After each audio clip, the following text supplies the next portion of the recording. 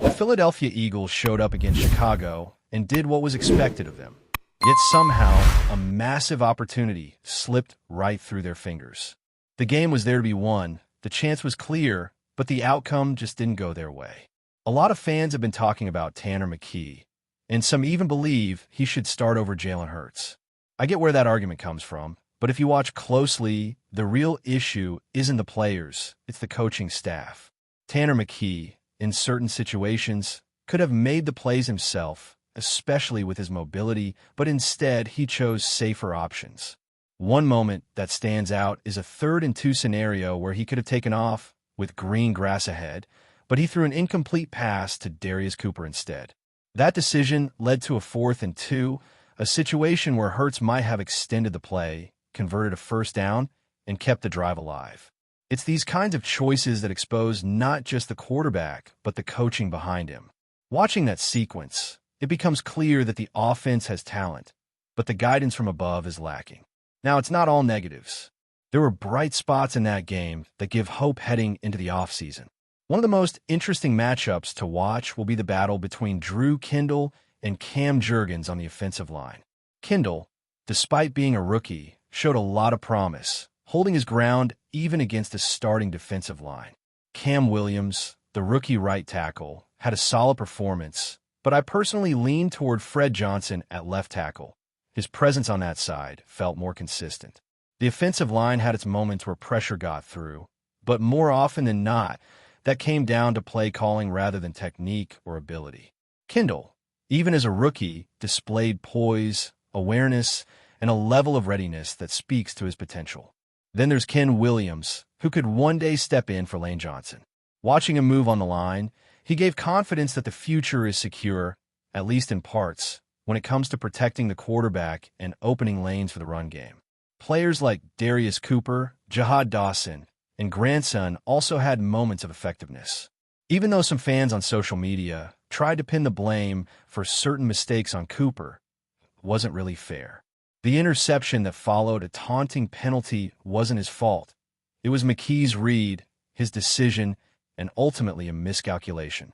That's a distinction fans need to make when evaluating the game. Speaking of McKee, he completed 21 out of 40 passes, threw for over 200 yards with a touchdown or two, and had a couple of interceptions.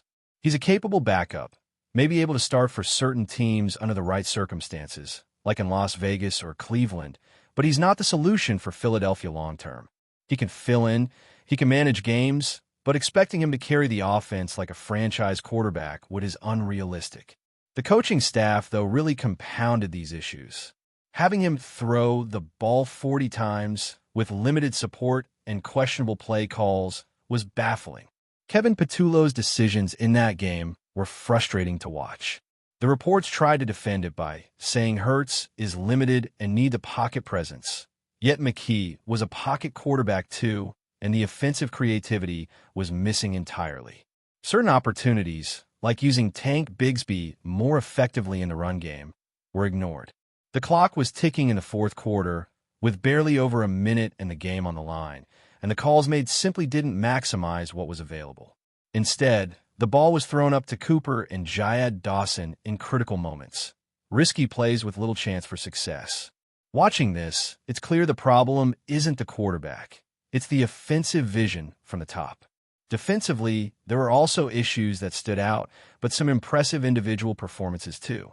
Schroeder Jr., for example, showed he can legitimately start for many teams in the league, yet he stuck behind others like Jahad Campbell and Kobe Dean.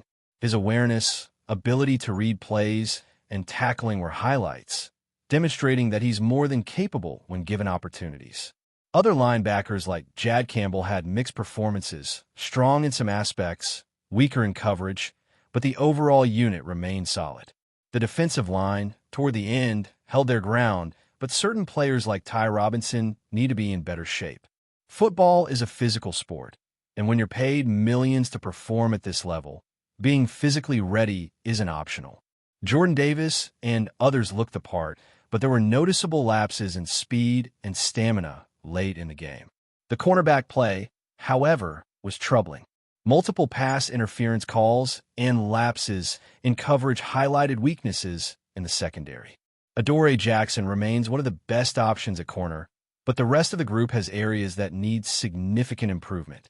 Even seeing Key Ringo turn his back on a scrambling quarterback at the goal line illustrates lapses that simply cannot happen in high-stakes games.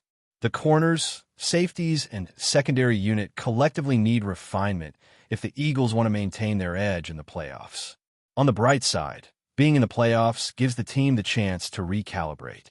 Jason Kelce has expressed confidence in the Eagles' potential to repeat as Super Bowl champions, and his perspective isn't misplaced. While there are questions about the offensive line and the run game, reinforcements like Lane Johnson returning and Hurts leading the offense in the postseason could shift dynamics. Jalen Hurts, with his ability to break away and make multiple 3+ touchdown runs, remains a game-changing factor. The defense, as Kelce highlighted, has been exceptional in recent weeks, excelling in tackling, coverage, and pressuring opposing quarterbacks. It's a unit that can carry momentum, keep games competitive, and create opportunities for the offense. Facing West Coast teams that must travel to the East Coast with minimal rest could play to Philadelphia's advantage, emphasizing depth, preparation, and strategic execution. Looking ahead, matchups against teams like the San Francisco 49ers could be interesting. Some players, including KD, have noted that certain opponents seem wary of coming to Philadelphia, signaling that the Eagles' presence and performance can be intimidating. The coaching staff has an opportunity to adjust and make smarter calls, while the offensive skill players, including Hurts, A.J. Brown, and Devonta Smith, are capable of improvising and creating plays even when the game plan doesn't go perfectly. For the Eagles, the focus should be on refining offensive strategy, ensuring the line holds, using the running game effectively, and capitalizing on the quarterback versatility. Mistakes like underutilizing Tank Bigsby, missing open throws, or failing to exploit the middle of the field need correction. If the staff can address these issues, the team could be in a dominant position, and the talent on both sides of the ball is more than enough to contend with any team in the playoffs. The common thread throughout the season, however, remains the coaching decisions. The personnel is there, the skill is evident, but strategic missteps have limited what could have been a smoother, more decisive path to victory in key games. Continuing on the Eagles' trajectory, one of the most fascinating aspects of this team is how adaptable they can be when the stakes are highest. Jalen Hurts is the centerpiece of this adaptability. He isn't just a quarterback who follows the script. He creates opportunities in ways that few others in the league can.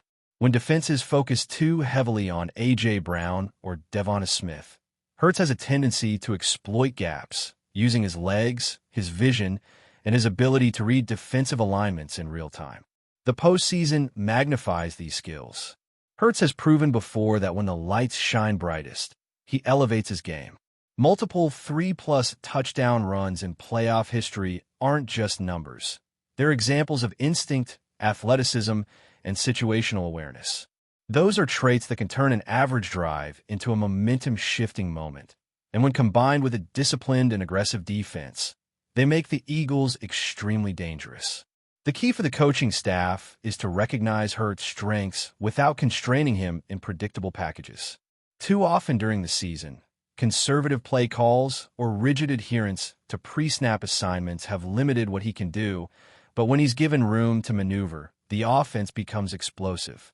The wide receivers also deserve credit for how they adjust to the quarterback's tendencies.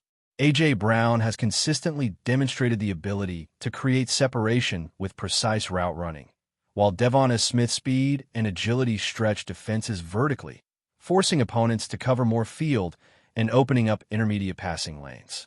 Even secondary options like Darius Cooper and Jayad Dawson contribute, not only as targets, but also as decoys, pulling defenders away and creating openings for others. The synergy between Hurts and his receivers, combined with the mobility of his playmaking, represents a constant threat to opposing defenses. Yet the offensive line must step up consistently. One lapse in protection, one missed assignment, and the carefully built momentum can evaporate in a single series. Drew Kendall's rookie presence brings optimism, but the consistency of Cam Jurgens and Fred Johnson remains critical. Lane Johnson's return adds a stabilizing factor, particularly on the right side, but overall cohesion in the line will determine whether Hurts can operate without having to force throws or scramble under pressure. Defensively, the Eagles' secondary and linebacker core will be pivotal. Trotter Jr.'s ability to step up as a starter in multiple league matchups is a revelation, and his instincts, tackling, and field awareness make him a weapon in complex defensive schemes. Jahad Campbell and Jad Campbell provide complementary skills, though coverage weaknesses occasionally show. Still, the group's collective strength lies in their ability to disrupt timing, pressure quarterbacks, and limit explosive plays. Defensive backs like Adoree Jackson are the difference between containing drives and giving up big plays. Watching the cornerback rotation, it becomes clear that the staff must balance experience and athleticism while avoiding overexposure of younger, less consistent players like Keely Ringo, whose mistakes, including turning his back at critical moments, highlight potential vulnerabilities in high-pressure situations. Every misstep on defense becomes magnified in the postseason, where elite quarterbacks can exploit even the smallest gap in coverage. Special teams and situational play calling also factor into the Eagles' chances. Field position, effective clock management, and strategic decisions in fourth-quarter scenarios can determine whether a close game swings in Philadelphia's favor. In past matchups, questionable decisions, like prioritizing risky deep passes instead of utilizing a run game that was working, have limited scoring opportunities. Tank Bigsby's efficiency in the running game was underused, leaving potential first downs and sustained drives on the table. Maximizing every yard, protecting Hurts from unnecessary risk, and creating scoring consistency will be vital against playoff-caliber opponents who can punish even minor lapses. In essence, Philadelphia has the talent, but execution, especially in the offensive play calling, is the true differentiator. Looking specifically at upcoming matchups, the San Francisco 49ers present a fascinating test. Philadelphia's ability to dictate tempo and control the line of scrimmage will be crucial. There's speculation about whether the 49ers are intimidated by traveling to the East Coast, and if that's the case, the Eagles can capitalize. Psychological advantages matter in the postseason. Confidence, aggressiveness, and the sense of momentum all play into decision-making. A team like Philadelphia, with Hurts at quarterback, a dynamic receiving core, and a stout defense, is in a position to control the narrative early in a game. Winning the first series, establishing the run, and forcing opponents into mistakes will amplify their natural advantages. Conversely, if the Eagles fail to assert themselves, miscommunications or misreads could allow a disciplined West Coast team to seize control. The key is preparation and adaptability. Before we continue, don't forget to subscribe to our channel and give this video a like. Your support helps us keep delivering the latest updates on our Philadelphia Eagles. And don't be shy. Share your thoughts on the news in the comments below. Whispers around the league are heating up as Kendrick Bourne reportedly gives a green light to join the Philadelphia Eagles, sending shockwaves through NFL circles. Sources close to the situation suggest that Bourne, known for his reliable hands and knack for finding space in the red zone, sees the Eagles as the perfect fit to elevate his career to the next level. While nothing is officially confirmed, insiders hint that preliminary talks have gone smoothly, leaving both the player and the team optimistic. Philadelphia, fresh off a season filled with ups and downs, has been actively exploring ways to bolster its receiving core, and Bourne's name has consistently popped up in those discussions. The veteran wideout brings a blend of experience and versatility that could instantly upgrade the Eagles' offensive schemes, particularly in crucial third-down situations and contested catches. Team sources indicate that Bourne's work ethic and locker room presence align with the culture the Eagles are striving to maintain, making him more than just a talented addition on paper. Analysts are already speculating how Bourne could mesh with the team's current stars, with some envisioning him as a reliable target for the quarterback in clutch moments, while others suggest his ability to stretch the field might open opportunities for other playmakers to shine. Meanwhile, rival teams are reportedly keeping a close eye, aware that the Eagles could quietly solidify a key position without creating major headlines. Bourne's potential arrival also raises questions about roster adjustments and playing time, as the Eagles' depth chart may need shuffling to accommodate another weapon in the passing game. Yet, insiders argue that the move could signal a strategic shift, emphasizing speed, route precision, and adaptability, qualities Bourne has consistently demonstrated throughout his career. While the league awaits formal announcements, speculation continues to swirl about the impact Bourne could have in Philadelphia. Fans are already buzzing online, debating where he might line up, how he could influence offensive strategies, and whether his presence might finally push the Eagles to a new level of consistency and explosiveness. If the rumors hold true, Kendrick Bourne's next chapter could become one of the most talked-about storylines of the offseason, leaving everyone to wonder how quickly he can turn speculation into tangible results on the field. That's it for this update. If you enjoyed the video and want to stay updated with exclusive news about our Philadelphia Eagles, be sure to subscribe to our channel and hit that like button. We can't wait to hear your thoughts in the comments. See you in the next video.